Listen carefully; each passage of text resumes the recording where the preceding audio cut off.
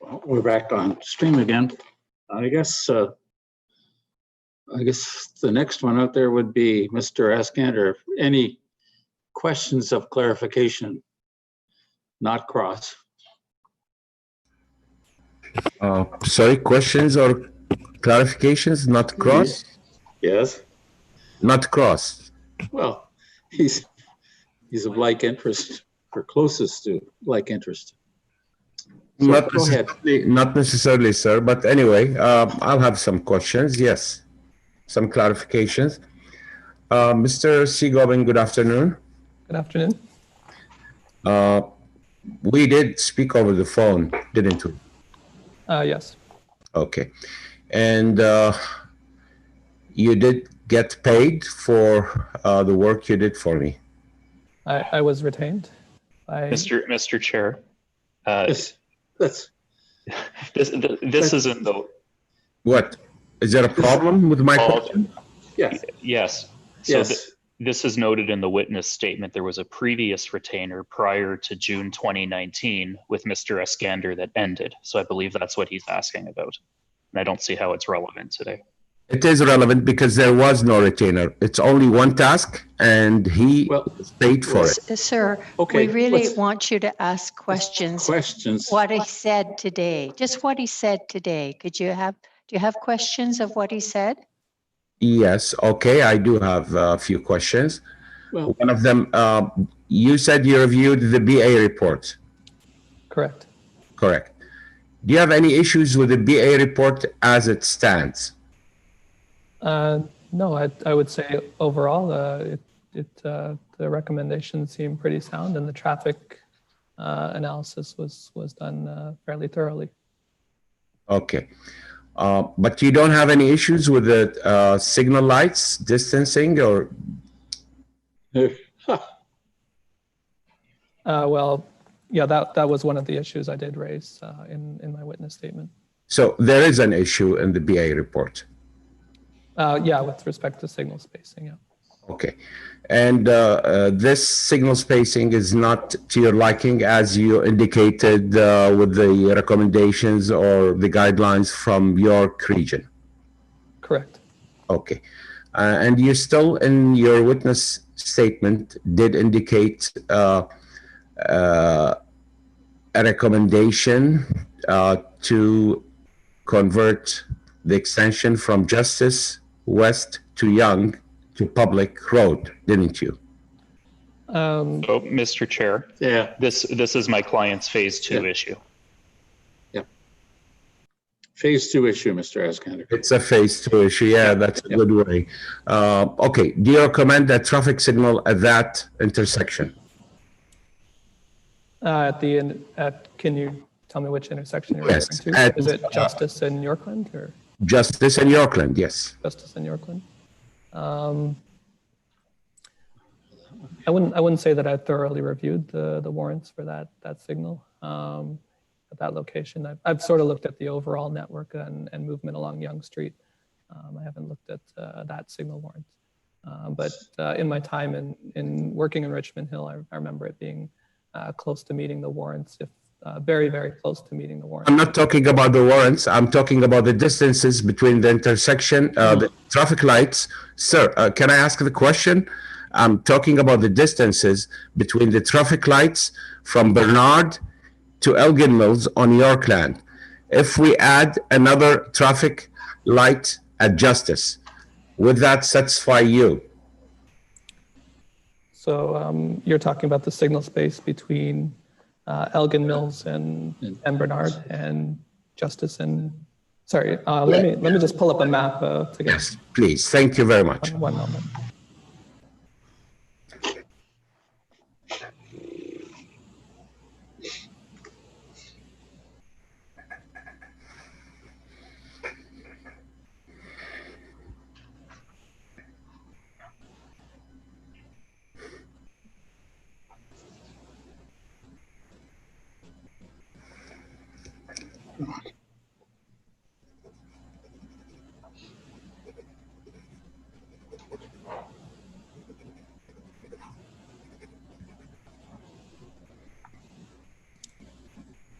So you're referring to the distance between, on your end, between Justice and Bernard? Is that- Yes. Yes. Justice Bernard and Elgin Mills, because if you're Okay. going to add a traffic signal at Justice, is that okay from your perspective? I think we'd have to look at the spacing along those roadways. I wouldn't say that I've done sort of the detailed analysis of signal spacing along the stretch. So if the distance is less than 150 meters from Bernard and less than 150 meters from Elgin Mills, is that okay with you?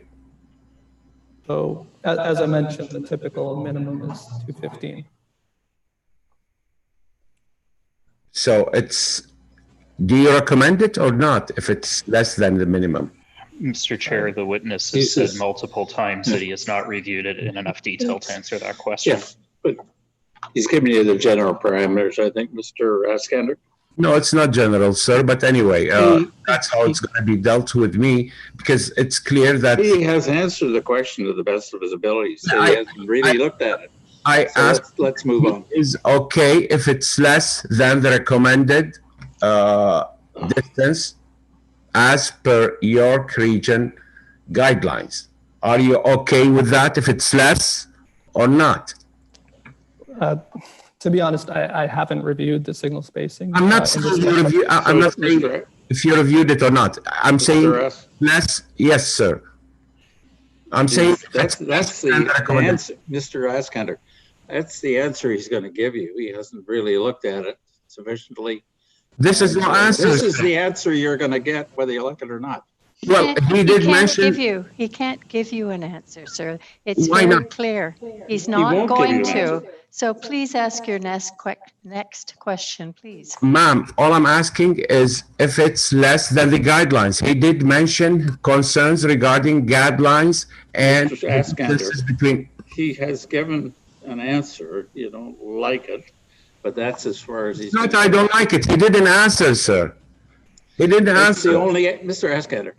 That's the answer he's going to give you today. Actually, this is the answer you're giving Move me on. because you're stopping me. Move on. There's nothing to move on. Thank you. Okay. Mr. Kushner. Mr. Kahar, okay. I believe, wouldn't it be Mr. Streisfield that would go next because he is not aligned with the city? Oh, I know he's not aligned with Mr. Cherniak either.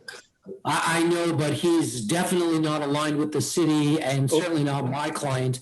I think he's got to go before us. Absolutely. I would agree with that, Mr. Chair. Of the remaining parties, Mr. Streisfield's client is the one who is most taking issue with the proposed road network. No question. Okay, But it has to be short. we're gonna watch time, guys. Okay, Mr. Streisfeld. Helpful. Whoops. Thank you. Thank you. Mr. Kahar, I'd be grateful if you could pull up the city's official plan, specifically at section 3.5.1, which is the transportation system, if you don't mind. Can you put that up on screen? Sure, just bear with me. Thank you. And while we're waiting for that, Mr. Sigaban, just in a nutshell, big picture, do I understand your evidence to be that the road network is constrained with vehicular traffic and therefore projected vehicular traffic, and therefore you are not prepared to recommend going beyond 3.0 FSI? Correct. Yes, and as well as my doubts as to whether we can achieve that 30% modal share as planned on Yonge Street. Okay. And when you gave your evidence in connection with that, you were just looking at vehicular trips and traffic that would otherwise, I guess, constrain the road network. Is that correct?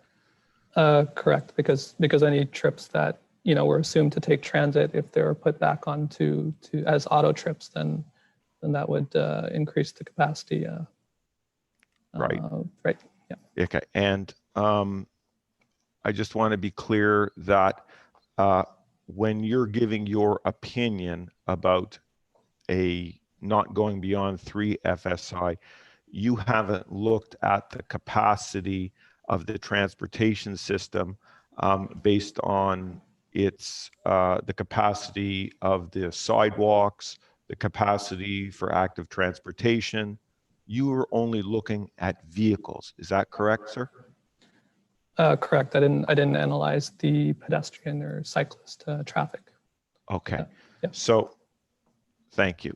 So I just want to make sure you're only dealing with vehicles. Yes. Got it.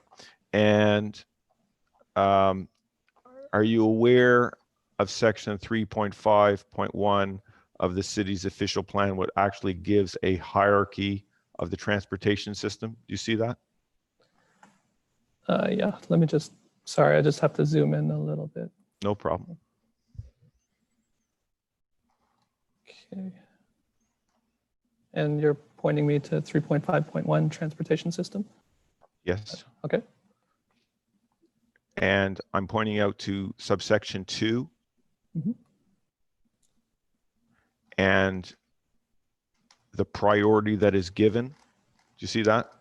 Correct. To active, then second, public transit, C, high occupancy vehicles, and yes. then D, single occupant vehicles. See that? Yes. Now, I just want to be clear. Do I understand your evidence was only really relating to item D, but not A, B, and C? I would say it relates to B, C, and D because I've spoken about the HOV lanes on Bathurst. I've talked about sort of public transit, the GO train connectivity, Yonge Street, the Viva rapid transit line. So, I mean, the level of public transit, the ridership, it's influenced by the single occupant vehicles and any reductions that could be applied. Okay. I haven't, but I would agree, I haven't really touched on active transportation.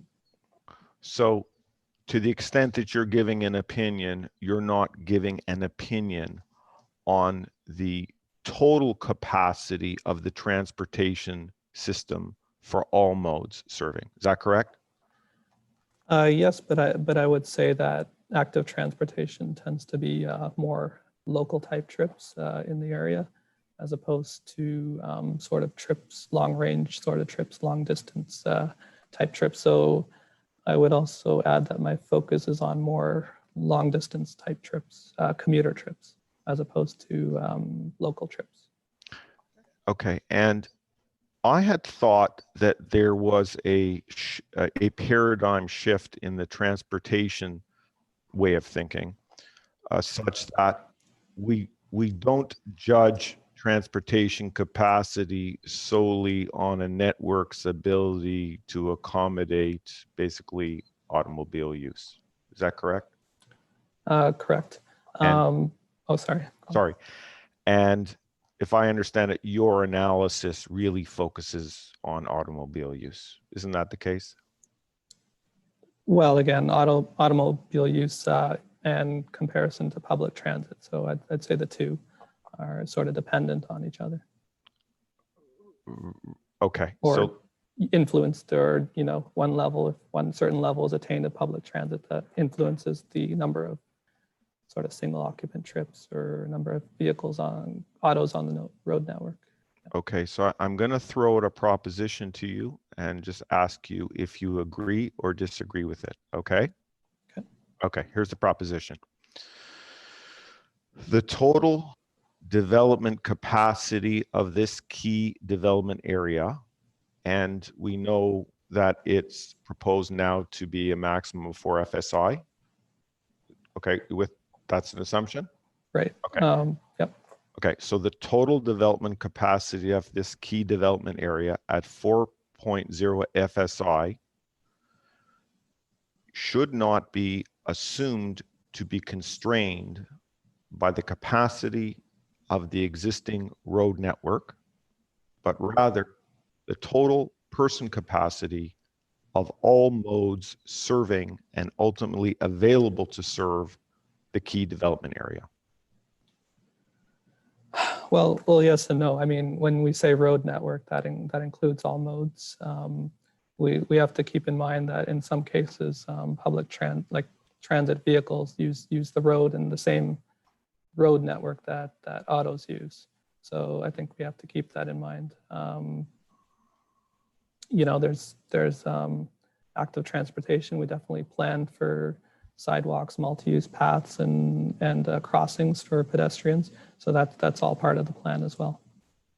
Right, but you did not analyze the total person capacity of all modes serving and ultimately available to serve this key development area. Is that correct? From a local perspective, no, I would say. Thank you. And then I just wanted to, you seem to have said that the BA report was done very well. Do I understand that? Yeah, I've overall accepted the findings of the BA group report. And do you happen to have the BA group report available? Yeah. Could you put that up on screen if you could at, I think it's page 57.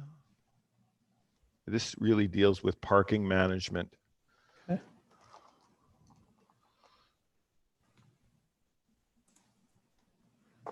Oh, I'd like to apologize. I didn't study the parking section thoroughly. My focus was on transportation, not parking. So, but I can go to that page. Are you set up to share your screen, Mr. Segovin?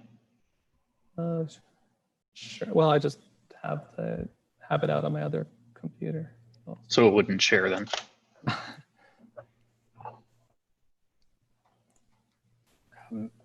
Mr. Chair, maybe I can assist by putting that page up. You're looking at page 57 in the BA report. Please.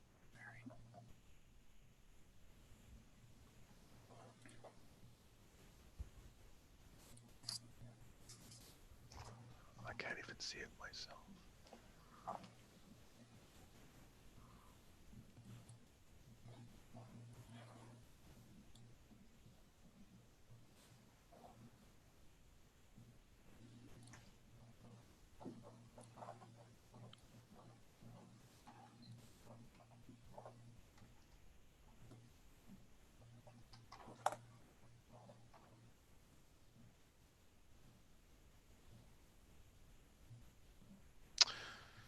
So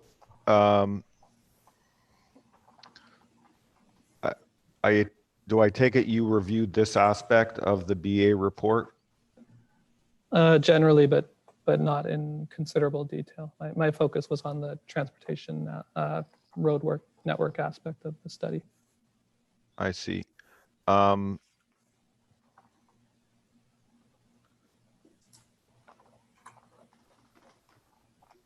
Do you have a view as to whether or not the concerns that you've raised on the network could be addressed through strict TDM measures?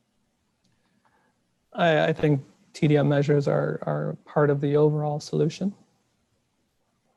And would that also include creating households that do not have a parking space associated with them?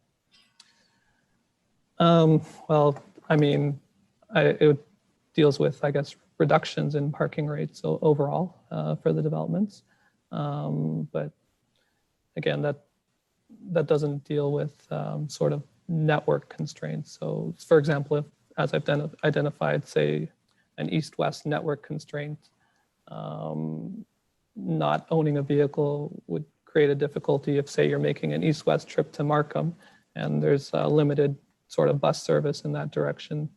And then to, say, encourage people to not own a vehicle, I mean, you would need to sort of transit to support that sort of approach, I'd say. And do I take it you have not undertaken any transit capacity analysis serving this KDA? No, I've reviewed what's in the BA and the HDR report in terms of transit capacities. And is there sufficient, first of all, and currently unused excess transit capacity to serve this key development area? I would say that there's available transit capacity with the blue line being constructed. So in the north-south direction, yes. So since there is, I'm going to say, did you say available transit capacity? Yes. Okay. So would it not then be a too early for you to opine on the road network system without knowing that there's excess capacity in the transit system to be utilized to balance what you consider a constrained road system? Well, I think the issue is that it's basically just one line along one roadway. We're lacking the sort of transit system in the east-west direction. We don't have sort of, we have very limited transit on Bathurst, Bayview. They're not quite the same level as Yonge Street has proposed with the rapid transit way. So, I mean, we're looking at one transit line in one single direction and mainly southbound. I thought we also have, in addition to, for example, when you said the transit line you're talking about is the BRT or something else? Well, the Viva Blue Line Rapid Way along Yonge Street.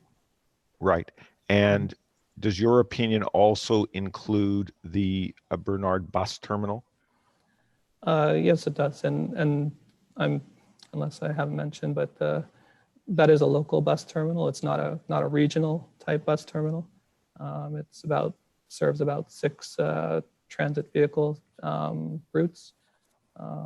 It is present, but it's not anywhere to the scale of, say, the bus terminal at Highway 7 in Yonge or Yonge and Finch or any of those regional sort of transit terminals. And at 3.0 FSI, that's your cap for now? Yes. And what would have to be done to go beyond 3.0 FSI? I think we would need to, I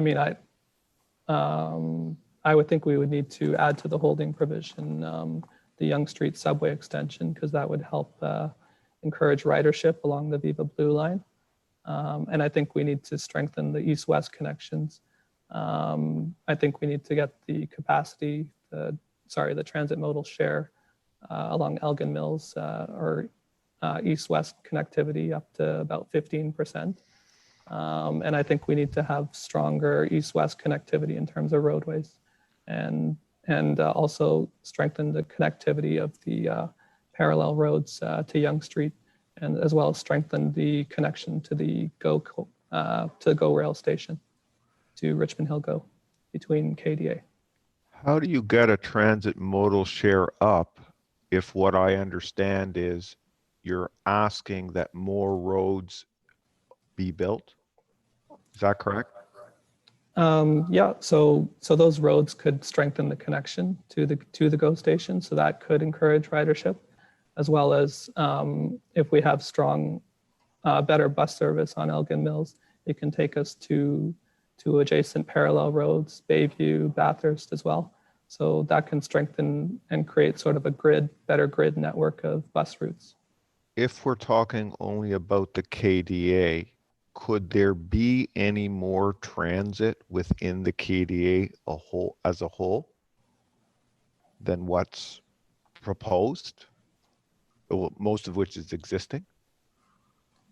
I would say, well, if we're consider Elgin Mills within the KDA, then yes, some stronger bus network along Elgin Mills, and yeah, that could be an improvement in terms of within the KDA, as well as sort of a more direct bus connection, or road connection and bus connection to the GO station.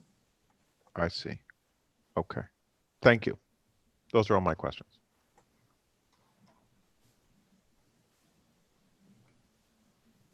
Mr. Kahar? Thank you, Mr. Chair. Mr. Chair, I'm thinking I'd like to have the BA report marked as an exhibit. I understand the witness has some excerpts of it in his witness statement. We've gone to it a few times now. I don't think it's part of the evidentiary record yet. I've got a complete digital copy here where any pages I go to in my cross-examination right now, I'll post on the screen, and then I will provide hard copies to the tribunal and email it out to all of the parties afterwards. Mr. Chair, Number 66 then? sorry, I'm fairly confident that it is in the document book. I believe it's at tab 72. Yes, that's right, tab 72, exhibit 1.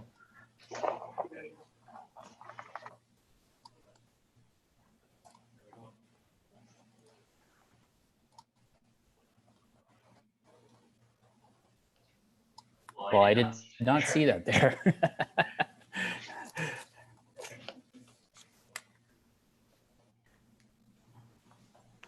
So, Mr. Segovin, good afternoon.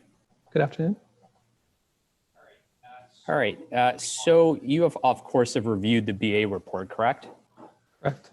All right. And in reviewing that report, as I understand your opinion, you're generally supportive of the findings that that report has made, correct? Correct. Right. So you support a 3.0 FSI for Yonge Bernard KDA. The transportation infrastructure can support that, correct? Right. All right. And as it relates, the BA report recommended a specific fine grain road network, correct? Correct. All right. And are you supportive of that fine grain road network reflected in the BA report? So I'm supportive of the study findings in the sense of arriving at the same result of a 3.0 FSI. That's what they arrived at. And with, based on what I reviewed, 3.0 is what I arrived at as well.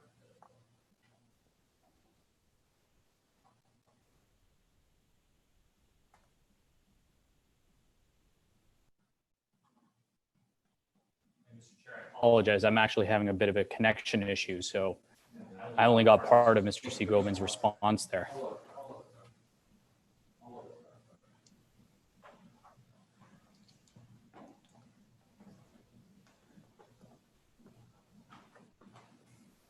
Sorry, could you repeat the question then? Sure, Mr. Segovin. So I was asking you whether you support the proposed fine grain road network presented in the BA report. Yeah, I would say that the road network that's in the BA group report would get us to a 3.0 FSI. All right, and would you agree with me that that road network is fairly similar to what is now proposed in the Yonge Bernard KDA secondary plan with the city's proposed modifications? Yes. All right, so then would you also say that you are generally supportive of the fine grain road network that is shown in the Yonge Bernard secondary plan? Yes, to achieve an FSI 3. Yes. All right. Okay, so I just want to take you to your witness statement. And I'll put that up on the screen in a sec.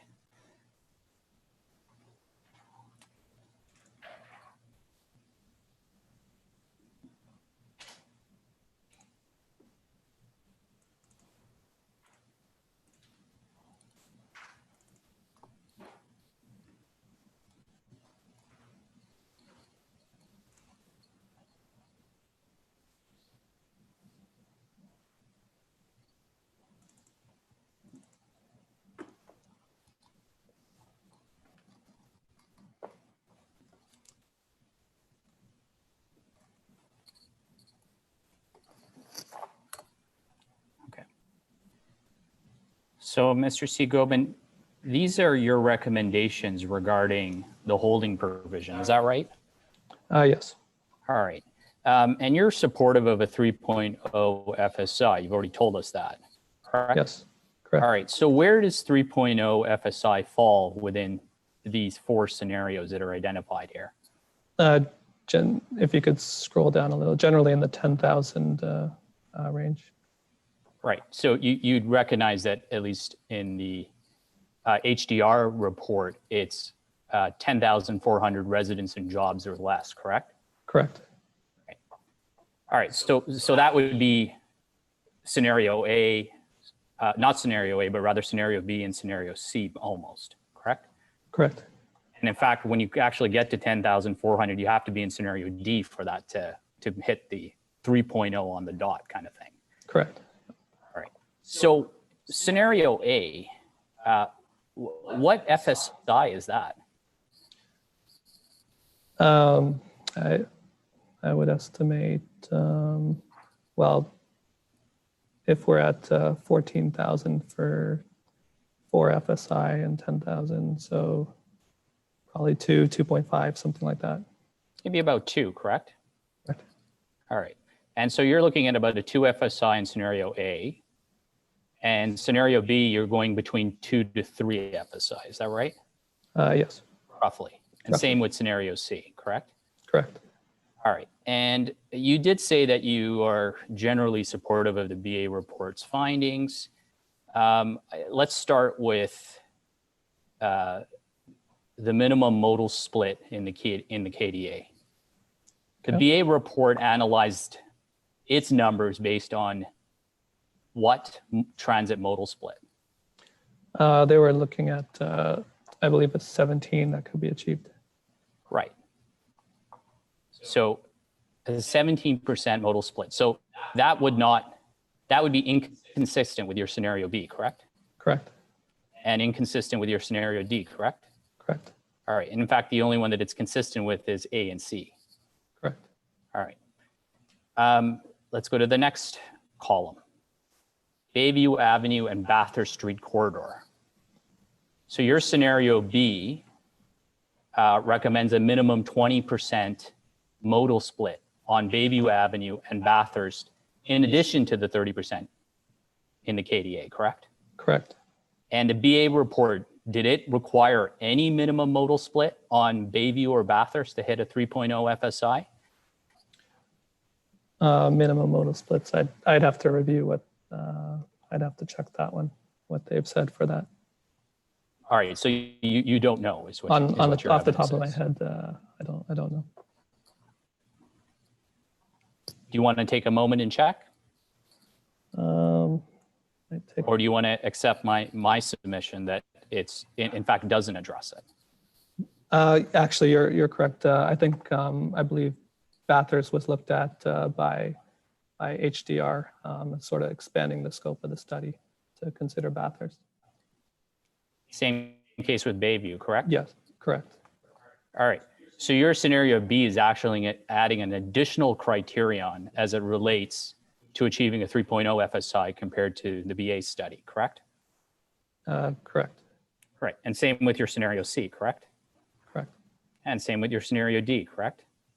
Yeah, because I guess the idea was to review a larger study area, which is what HDR is suggesting, which I don't disagree with, reviewing the larger study area. All right. So really, what you're proposing is that if you have the same factors that the BA report assumed, you're saying that you can have that be implemented at a 2.0 FSI in scenario 1 versus a 3.0 FSI as contained in the BA report, correct? Correct. So then isn't it true that you don't necessarily fully agree with the BA report? You're asking for something that is even more restrictive, aren't you? Well, I would say that the Bathurst Street was not part of their assessment, so it wouldn't be to agree or disagree because it wasn't included. Well, you're adding an additional criterion, aren't you? Right, because just because we've now considered a larger study area. Right, but for a 3.0 FSI, BA didn't think it was necessary to have that criterion in order for it to be achieved. Yeah, I would say that they didn't review it in that case. All right.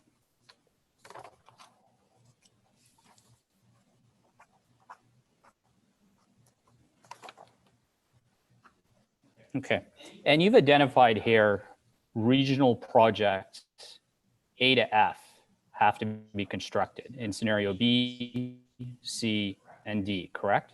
Correct. All right, so it's only in scenario A with a 2.0 FSI or less that you say that can happen without these projects being constructed. Correct. All right, so again, that's you being inconsistent with the BA report, right? Well, I think you'd have to show me where that's inconsistent, because we're, in terms of the BA group, coming up with the FSI of 3 with the improvements in place. That's consistent. Right, but did the BA report require those improvements to be constructed? Yes, that was part of the improvements to get to a FSI of 3, the Right. capital projects. But they didn't recommend an HB placed in the bylaw, correct? I couldn't comment on the mechanisms to achieve it. I can only comment on what their transportation findings were. All right. So would you agree with me that the projects that are identified in A to F, they are in some cases already being constructed? Isn't that true? Yes, they're in the works. And in some cases, they're reflected in the 10-year capital plan? Correct. All right. So do you not think that there's a reasonable degree of certainty that those projects would be constructed? Yes, there's a reasonable degree of certainty. Right. But notwithstanding that, you say no development past 2.0 until all of it's constructed, correct? I would say there's some sort of transition between A to D. When you do, say, a traffic impact study, you look at a 5-year horizon. And if you're looking at the region's capital projects and that project is going to be in place by that, say, 5-year horizon, then that's, you would take that to be in place and and consider that in the analysis and what can be developed there. Right, but you've told this tribunal that 7,000 residents and jobs is about 2.0 FSI. Mm-hmm. And in scenario A, it's not a requirement, but in scenario B, it is a requirement, correct? Yeah, so as in sort of under construction, in the works and going to be constructed when those developments occur. Oh, I understand. So you're not really saying are constructed. You would revise this language to are constructed or are in the 10-year capital plan. Is that what you're saying? I guess constructed, sort of plan, proposed, under construction, that kind of, not to say that a project has come to a halt and it's taken off the books or something like that. So. All right. So as long as between 2.0 FSI and 3.0 FSI, you really are saying yes with an asterisk here. Exactly. And the asterisk being that it's not that it has to be constructed, as long as I have a reasonable sense that it's in the 10-year capital plan, correct? Correct. Like, with a more concrete construction timing and timeline. Yes. Right. And that's because as a general proposition, do you agree that infrastructure projects can be constructed together with the development that relies on them? Do you agree with that proposition? I do agree with that. Right. So it's not the case that you'd have to build it all first and then you can have development, correct? Correct. All right.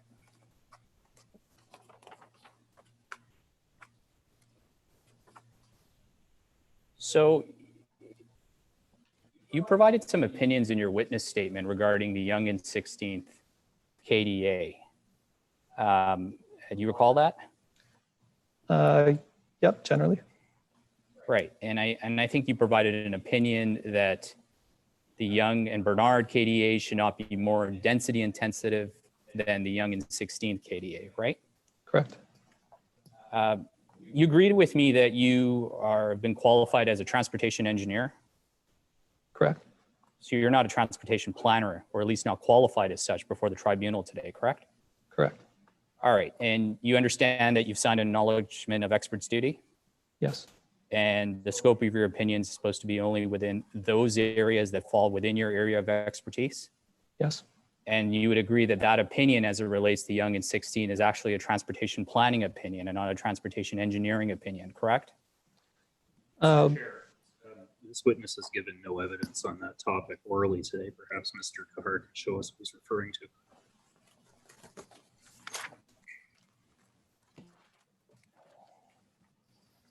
Well, I'll pull it up in the actual witness statement, if that assists.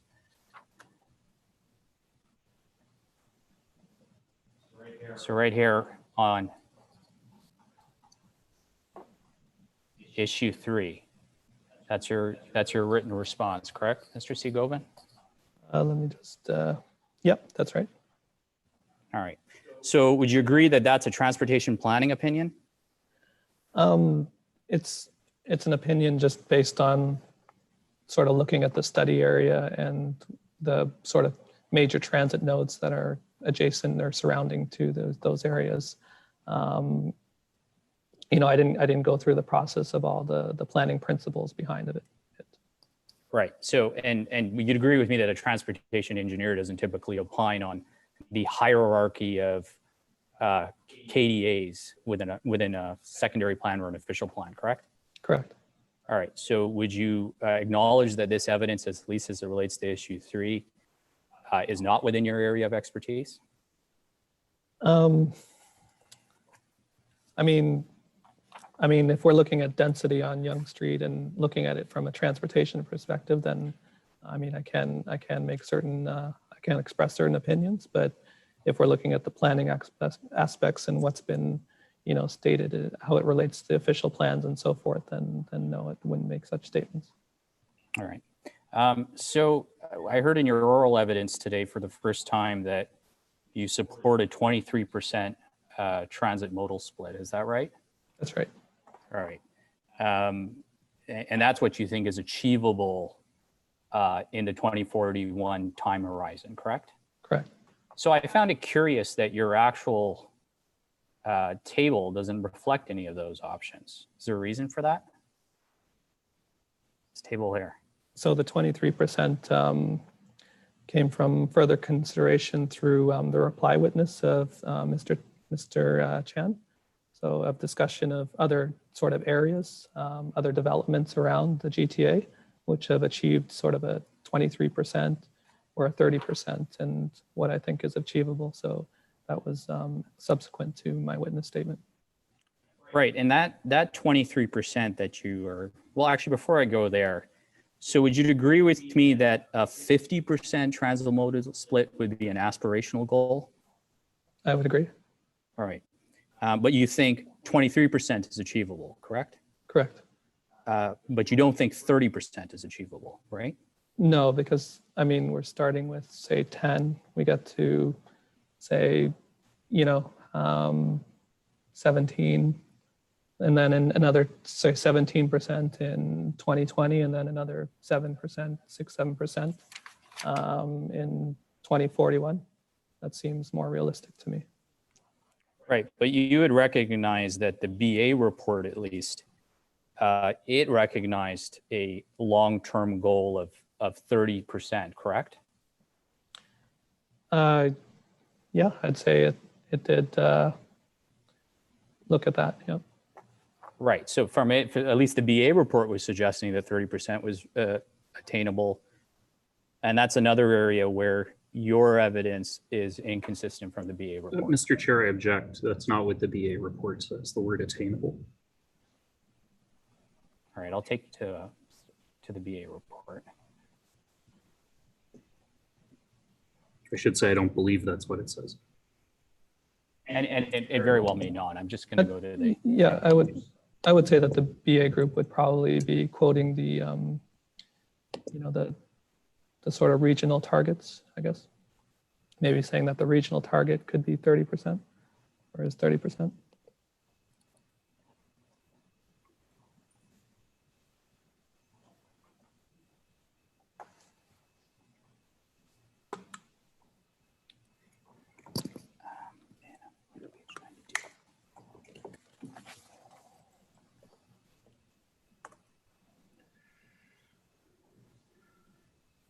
All right, and you see this section from the BA report? Right. If you could just scroll to the left a bit, just kind of. Sorry, is that helpful? Can you see that? Let me just minimize. Okay, yeah. All right, and so this is figure 24 from the BA report, and you can see here that they did the basis of their analysis on 17%, correct? Correct. And that was can on you- the base. Sorry, can you just reduce the page size a little bit, just so I There you can go. see the full? Okay. All right, and that's on the basis of a midterm projected mode share. Right. Sorry, I can't see the bottom of the. Are you pointing to table 22 or the graph? At the bottom of figure 24. Okay. Can I just can't see the bottom of the figure 24. There you go. Okay. Okay. So, and if you could just zoom out so I could see the full graph. There you go. Okay. Existing, midterm, long-term. Yep. Aggressive. Right. Yep. That's right. Right. Yeah. So they were doing their analysis on the basis of a 17% transit modal split. Right. They recognized a 30% transit modal split as a long-term target, correct? Correct. All right. And their midterm analysis was based on the BA report's time horizon, which was 2031. Correct. Right. And the secondary plan is built off a time horizon of 2041. Correct. Right. So at least isn't BA saying here that if we went to a longer term time horizon, we'd be targeting a 30% transit modal split? It's hard to say. I don't know if they've analyzed it thoroughly or if they just taken that off of the 30% off of the York Region master plan, because their analysis is for the 17% for 2030. So Okay. I don't know if they went to that thorough analysis of 2040. Fair enough. And so I understand your evidence is that you don't know. So 23%, you got that from Mr. Wong's Yonge Street and Clark Avenue example, correct? Yeah, we looked at that example and a few others. Markham and Ellesmere at 30, and then Don Mills 404 area at about 36. Right, and the Markham and Ellesmere was also one of Mr. Wong's examples, correct? Correct. Reply. All right, and both of those numbers were from the 2016 TTS data, is that right? Correct. All right, so that's information from 2016, and you're comparing that to what is potentially achievable in 2041, correct? Yeah, what's in 2016 or current, what we're considering current in those areas of Toronto and Markham compared to what's future for Bernard KDA. Yeah. And Yonge Street and Clark, it's got one service line, right? Yes, and then as well as bus service on Steeles as well. Okay. And that's why you saw it as or at least Mr. Wong saw it as an example of an instance where 1 versus 2 could allow you to achieve something at 30% or close to 30%. Is that right? Yeah, I mean, I think he was, sorry, he pointed that one out as 23%, right? Yonge and Clark. Right, and Yonge and Clark has got a surface transit in mixed traffic lane, right? Only for a certain stretch, and then it becomes HOV south of Steeles. All right. And the portion that was analyzed at 23%, do you know if that was the portion south of Steeles, the portion north of Steeles, the whole length of it? I believe it's the length to Steeles as well. Right. And the Yonge Bernard, the rapid way, that's in a dedicated right of way, correct? Except for the portion that's in the downtown? Correct. All right.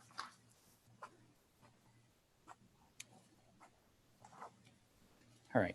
And so you've looked at the actual secondary plan H policy. You reviewed that in the secondary plan? When you say the H policy, can you So the table that's in the secondary plan, that's similar to the table in your witness statement. Have you Right. reviewed that? Yes, I did. Okay, so let me just take you to Exhibit 35.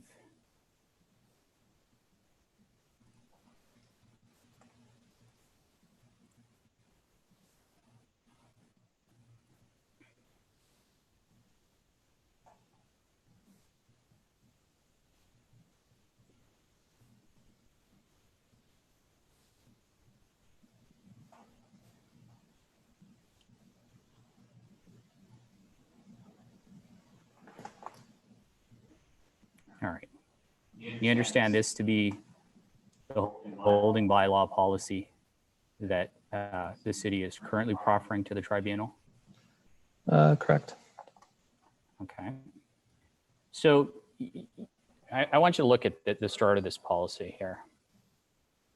The lifting of an H will be subject to a requirement that a development proponent shall prepare and submit, in addition to all other studies and reports required for a complete application, a transportation planning study, which demonstrates to the satisfaction of council or the approval authority that the proposed development meets all of the required conditions. And those conditions are noted in the table, correct? Correct.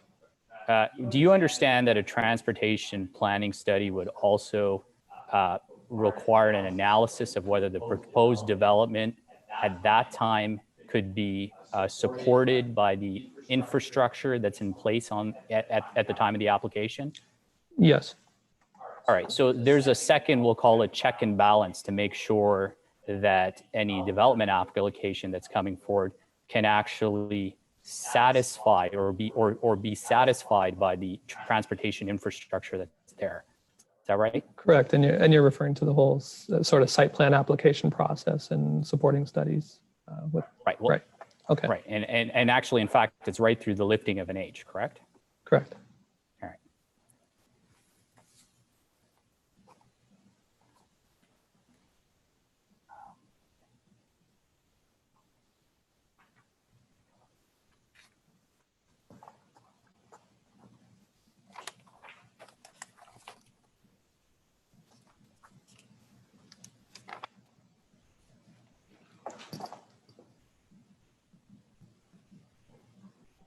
All right, and then just in terms of transit modal splits generally, do you agree with evidence from Ms. Sterling that you kind of have to bring development in order to an area, or transit supportive development to an area, in order to increase the transit modal split? I believe that, they both support each other in they're both sort of interdependent in certain ways. Right. And notwithstanding that, you've put a freeze on development at an FSI of 2.0 or more, correct? Freeze on development of 2.0 or more. Well, as we were discussing, as the sort of capital plan improvements are being constructed, in place being constructed, that's when we'd sort of transition towards 3, an FSI of 3.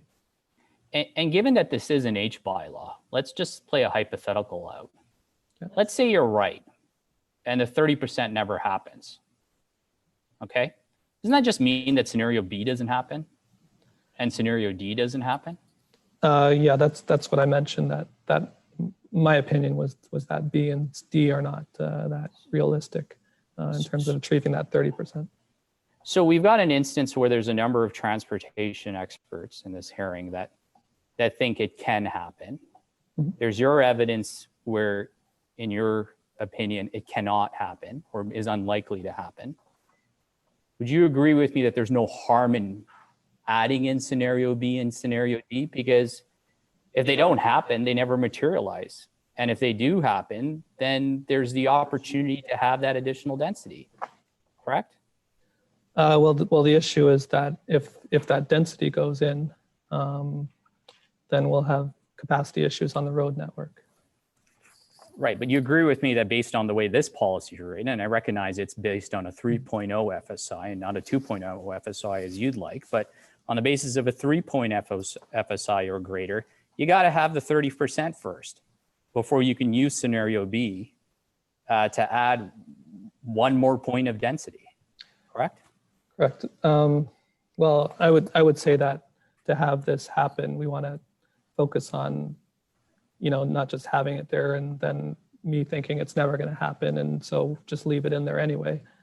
Rather than doing that, have good, strong connectivity, transit connectivity to the Richmond Hill GO station, a very good, encourage very strong transit in the study area to make this happen, to make the 30% happen. Right, and you had a number of recommendations in terms of additional road extensions. You also said I think you said the Richmond Hill or the Yonge Street subway gets materialized, and that would, in your mind, allow for additional density. To the extent that some of those projects are within the municipality's control, isn't it open to the municipality, notwithstanding this policy regime, over time to add in those projects? Like, for example, let's say it's at scenario B, we're 15 years down the road and they're not at 30%. The city could do one of the road infrastructure improvements to further ameliorate or improve the situation, correct? Yeah, it's within the city's capacity to improve the municipal roads or local transit. Yeah. Right, so notwithstanding the approval of this policy regime, there's always the option to further refine as time goes on. Well, I think if we're planning for 20 years, we should put in some of those sort of improvements, or at least conceptually look at those improvements. Right. And you recognize that the Yonge Bernard KDA is also served by the Richmond Hill GO station, correct? Well, as I mentioned, it's outside of the major transit station area. There is, you can take the, it's not the greatest direct connection between the two. You can take the Yonge Street Rapid Way and then transfer to, a bus going east-west to get along Major Mackenzie to get to the station. But yeah, I'd say it's outside of the study area, but it is in the overall area. Right, it's about 2.5 to 3 kilometers away, is that right? Correct. All right, and there is the possibility through a TDM measure that a shuttle service could be implemented. That's a possibility, correct? Well, I've given my views of shuttle service. Is that something, when you're referring to shuttle service, are you referring to York Region Transit shuttle? Well, it could be a York Region Transit shuttle. It could be a private shuttle, and I think the tribunal has your evidence on a private shuttle, but both are technically possible options, correct? Well, I think if a private shuttle were to not be operational for one reason or another, there wouldn't be any recourse for the residents or users of that system. Whereas if York Region were regulating some sort of shuttle service, then that would be more easily sort of funded, regulated, made available to residents. And so the shuttle service is going to be secured for through a TDM measure and an agreement with the development, correct? That's not a possibility? Again, it depends on how that's regulated, and for me to sort of agree with that.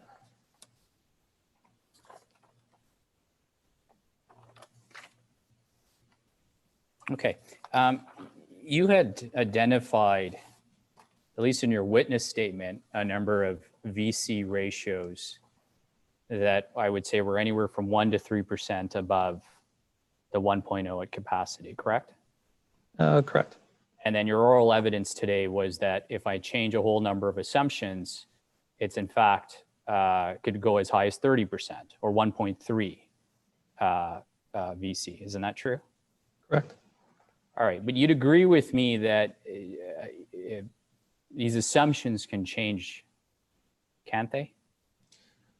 Well, as I've mentioned, one of the I guess out of the 4 assumptions, the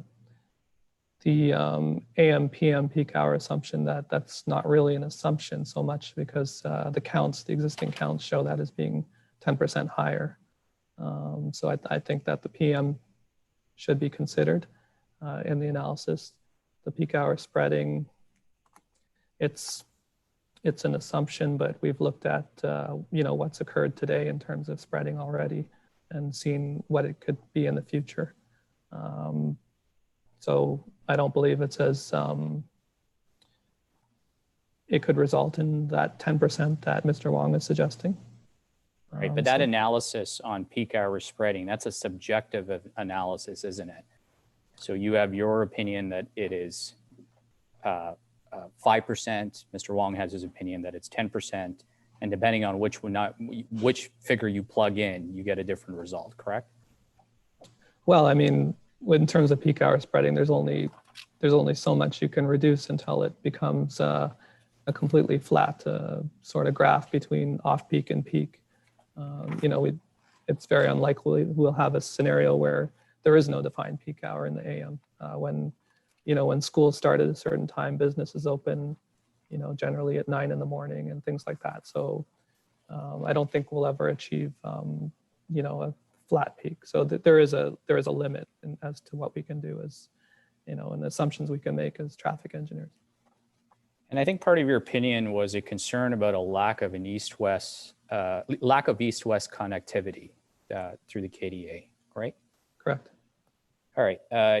You understand that one of the projects that are in A to F is a grade separation on Elgin Mills?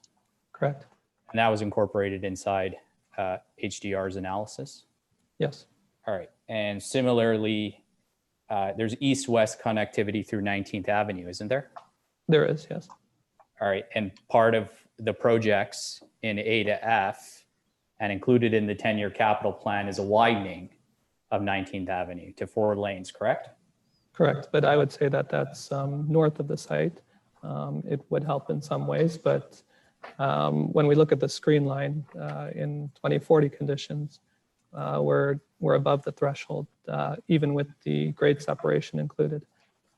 So my concern is the lack of east-west roadways between Elgin Mills and 19th Avenue, especially considering if there's any traffic incidents, delays, traffic accidents on Elgin Mills, it would create repercussions in the overall network. And 19th Avenue is a very circuitous route to travel to basically avoid Elgin. We're looking at the next concession block over. All right. And I think the tribunal has your evidence on AM and PM traffic numbers. All I'll ask you is, would you agree with me that York Region's master plan is based on an AM peak model and doesn't include any PM numbers? I'm not sure. I haven't reviewed the York Region master plan analysis. All right. So you're just not aware of that. Right. Thank you.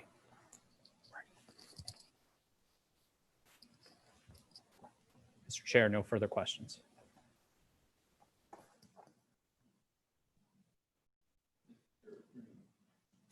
Turniak?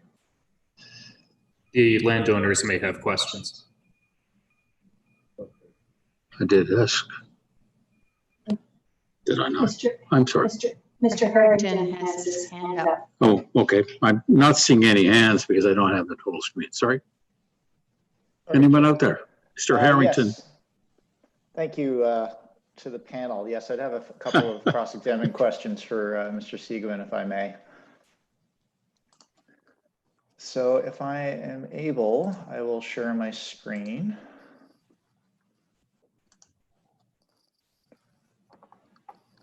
So on the screen, Mr. Siegemann, should be your witness statement. Are you able to see that? Yes, I am.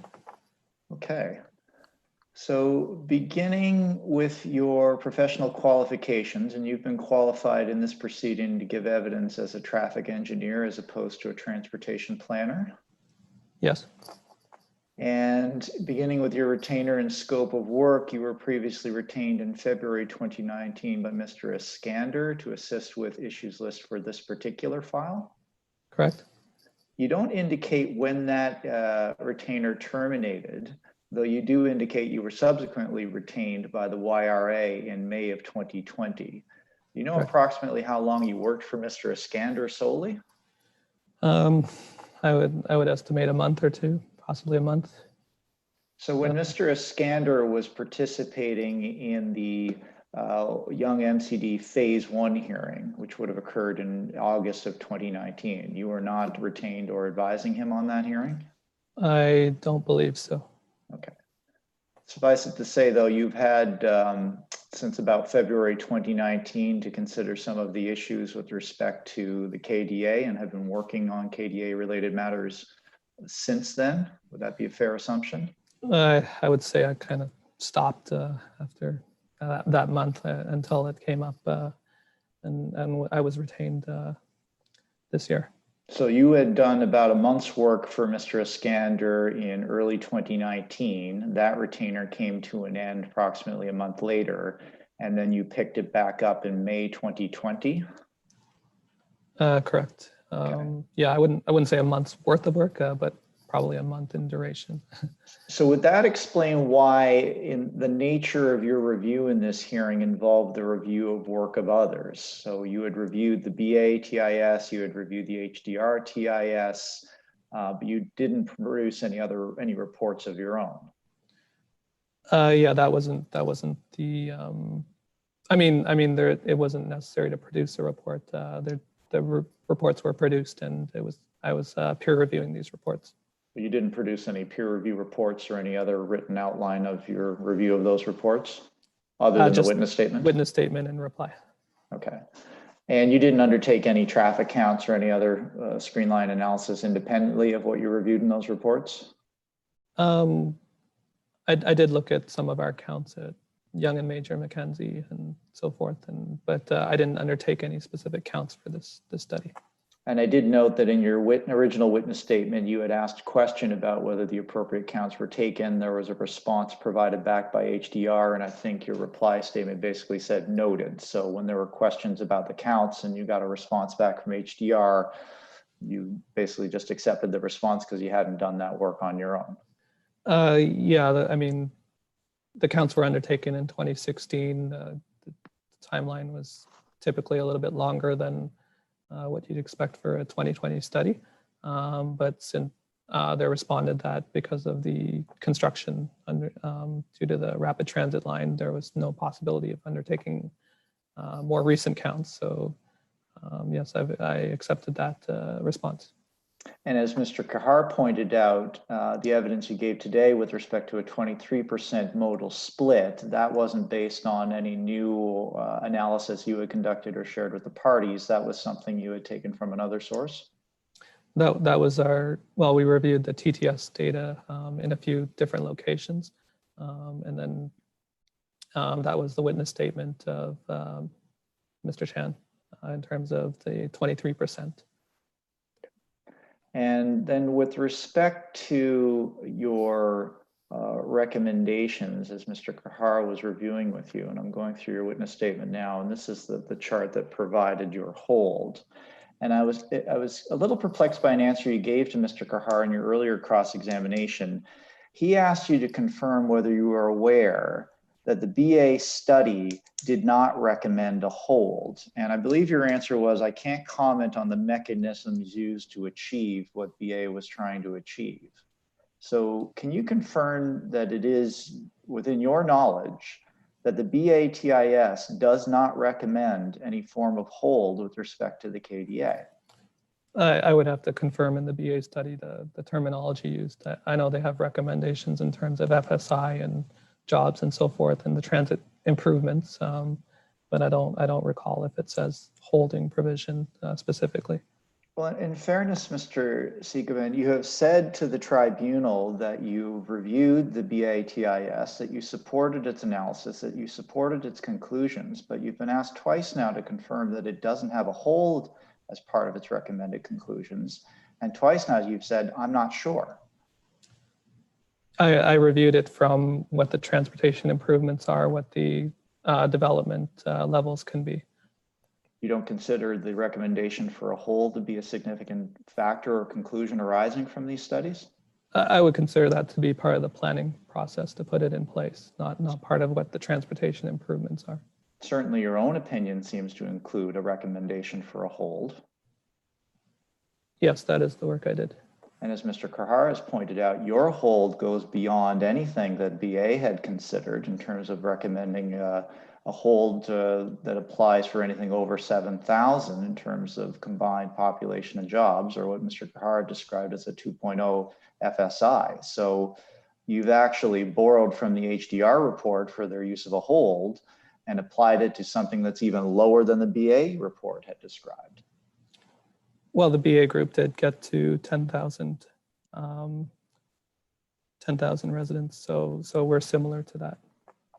And in terms of the BA recommendations, and there was, I recall during the examination of Mr. Kahar that he was searching for one of the words used to describe, used by BA to describe the municipal goals for modal splits. And what I'm showing you right now is in tab 72 of the document book. This is the BA report. It's a large report, and it is a pain to try to find the conclusions because they're kind of stuck in the middle of a 530-page document, but I managed to track them down. This is the concluding section of the report, and I'm at the document book page 4361. It's page 111 of the report itself. Right at the bottom of the page, there's a bullet, and the bullet says travel demand projections have been made assuming a residential, auto, and transit mode share of 73% and 17% respectively. This is considered to be a conservative midterm projection that represents a worst case traffic demand scenario. The Town of Richmond Hill official plan has set municipal-wide long-term transit share policy targets of 30% in urban areas and 50% in development centers. Long-term municipal targets are achievable given the site's transit accessible location and would subsequently be anticipated to reduce auto mode travel to from the Yonge Bernard KDA. Do you see that, Mr. Siegerman? Yes. And then the bullet below, if you skip down to the last sentence, it basically repeats the same conclusion. Long-term municipal targets for higher transit mode share would subsequently be anticipated to reduce auto travel demands to and from the Yonge Bernard KDA. So to the extent you've told the tribunal that you accept the conclusions of the BATIS, is this one of the conclusions that you would also accept? Well, again, the BA group didn't do the long-term analysis. They stopped at 2030. So, I mean, these are aspirations, these are projections, but they haven't done the analysis per that part. And with respect to transit modal splits, you would agree with me, Mr. Sigoman, that it's not tracking modal splits is typically a traffic engineering or mathematical exercise. The planning for transit modal split involves more than just looking at the traffic levels and assigning particular numbers. It involves elements of land use planning. Yeah, I mean, there's a lot to do with transit planning in terms of, you know, whether people make the choice to use transit or not. You would also have to do, sorry, go ahead. Oh yeah, yeah. I mean, roadway capacity, travel times are one aspect, convenience, you know, as I mentioned, weather protection, convenience, reliability. There's other factors, comfort, seating versus standing room, that kind of thing. Certainly there's elements of service level to it, but I'm talking about things like land use planning in terms of density and forms of units that are built close to accesses to transit, as well as the demographic profile of where you choose to site transit, and even such a thing as the transportation costs associated. Those are all elements that go beyond just the traffic engineering and get into the transportation planning elements of modal split. Well, I would say that there's some overlap a little bit because you know, it doesn't stop at transportation engineering and start at transportation planning. I mean, there's some overlap between planning a study area and a development. Certainly, sir, but to the extent you've been qualified as a traffic engineer, you would agree that when it comes to those transportation planning elements, demographics, land use, costs, you would have to defer to the opinions of others that may have come before the tribunal in this hearing? For policy, but for in terms of trip rates and trip generation, I do have the expertise in that. And certainly it was policy that BA was speaking to in the excerpt that we have in front of the tribunal right now. Well, again, that you know, that target would be in the, you know, the York Region Transportation Master Plan. And that was my question. That is a matter of policy. Correct. Thank you. Mr. Chair, Madam Chair, those are my questions. Sure. Anyone else? No questions from me, sir. None from me, sir. Sorry? None from Mr. Annabelle. Okay. Anyone else? I haven't got everybody on screen, so. Sorry, when I said no questions from me, Mr. Colburn, it was Mr. Kagan speaking. Yes, correct. Yep. We can see you. Okay.